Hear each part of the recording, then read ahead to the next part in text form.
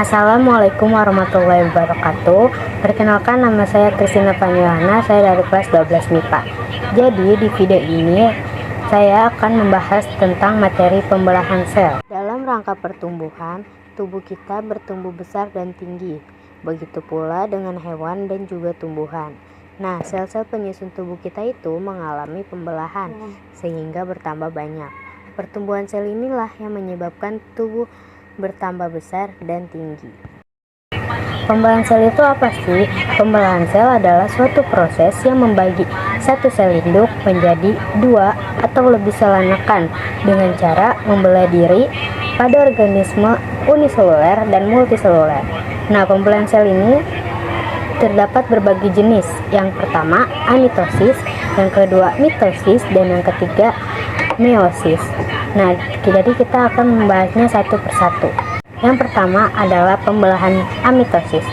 Nah, amitosis ini ada 3 tahapan. Yang pertama, DNA sirkuler menempel pada membran plasma sel induk dan mulai menggandakan diri. Yang kedua, ujung DNA baru yang terbentuk menempel pada membran plasma. Sel membesar hingga 2 kali ukuran sel normal. Yang ketiga, terjadi pembelahan sel ME jadi 2 bagian yang sama diikuti pembagian DNA. Yang kedua, ada pembelahan mitosis. Nah, mitosis itu adalah pembelahan sel yang menghasilkan 2 sel anakan dengan materi genetik sama atau identik dengan sel induk. Nah, mitosis ini terjadi pada organisme yang mengalami pertumbuhan, perbaikan sel, atau reproduksi aseksual. Mitosis terdiri dari 2 siklus, yaitu fase pertumbuhan atau bisa kita sebut interfase. Yang kedua, fase pembelahan atau bisa disebut mitosis. Interfase merupakan tahapan persiapan mitosis dan fase terpanjang dari siklus sel. Nah, fase interfase ini terdapat 3 fase. Yang pertama, fase gap 1, yang kedua fase sintesis, yang ketiga fase gap 2. Pertama, fase gap 1. Fase G1 ini sel belum mengadakan replikasi DNA, dan pada fase G1 terjadi pembentukan organel-organel sel dan pertumbuhan sel. Durasi fase G1 ini lebih lama daripada fase-fase lainnya, yaitu durasinya kurang lebih 11-12 jam. Yang kedua, fase sintesis. Fase sintesis sudah mulai terjadi replikasi DNA dan durasinya lebih singkat, sekitar 8 jam. Yang ketiga, fase gap 2. Pada fase gap 2 ini terjadi perbanyakan organel dan berlangsung sekitar 2-4 jam.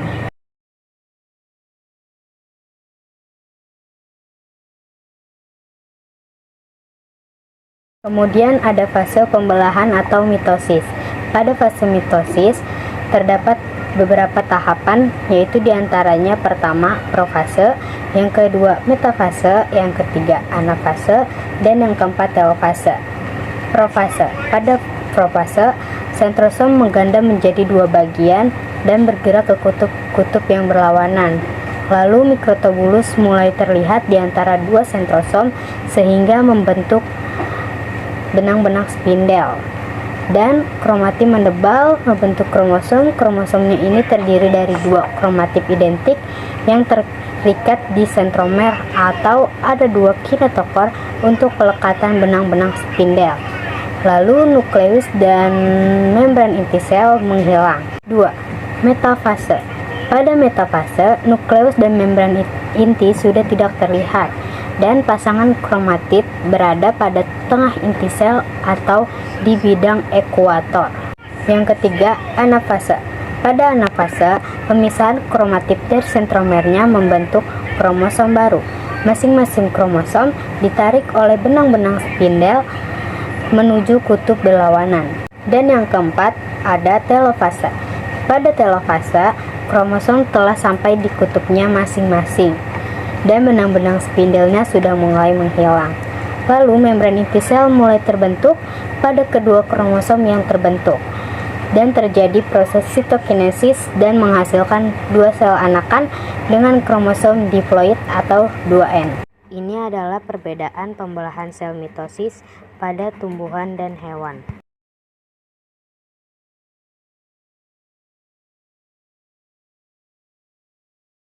Dan yang terakhir ada meiosis.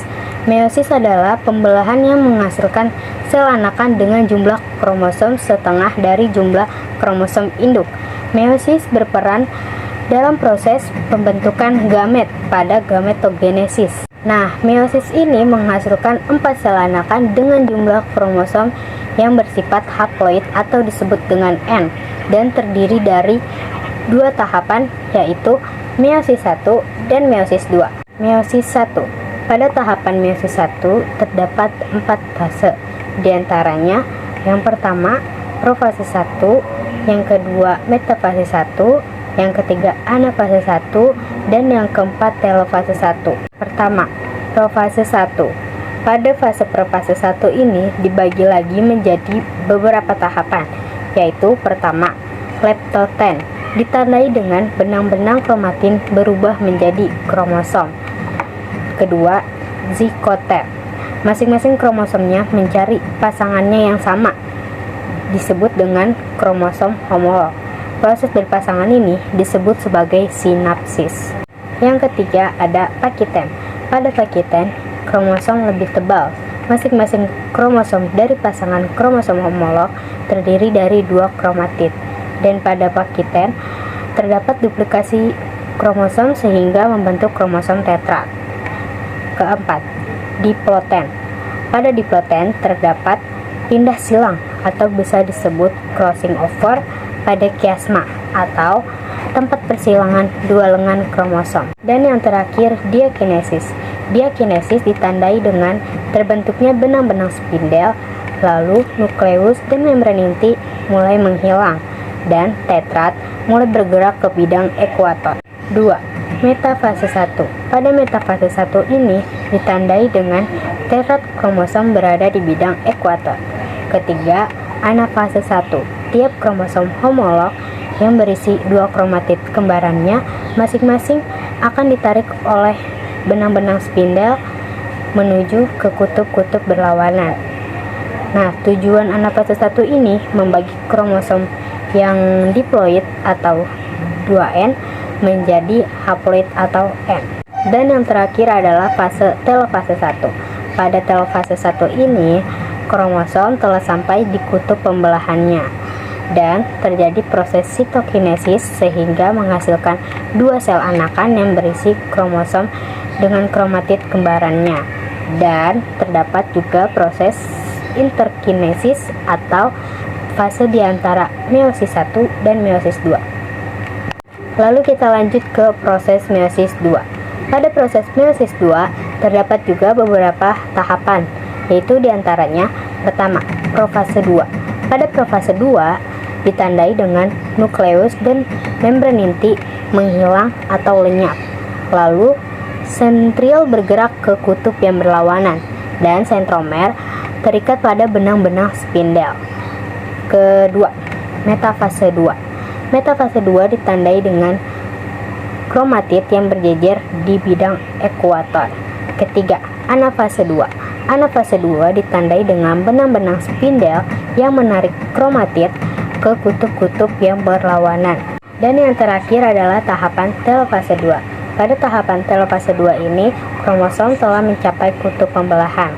Adapun hasil akhir dari telofase 2 ini yaitu menghasilkan 4 sel anakan yang bersifat haploid atau N, dan terjadi proses sitokinesis 2 sehingga terbentuk 4 sel anakan.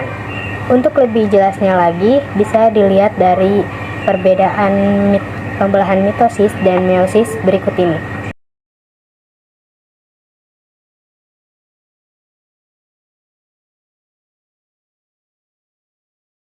Sekian video pembahasan materi pembelahan sel dari saya.